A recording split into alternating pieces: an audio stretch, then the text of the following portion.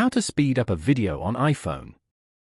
To get started, first of all open up the CapCut application on your phone. On this page, tap on New Project.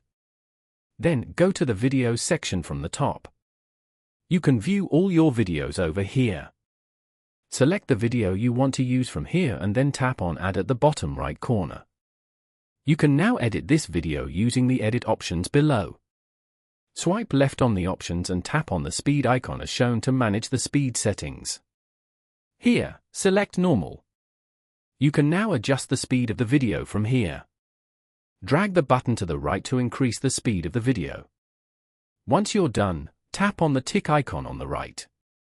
You can now export this video and share with your friends.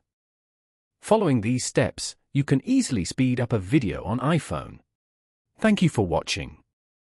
Please leave a like if this tutorial helped you, or leave a comment below if you have any questions related to the video.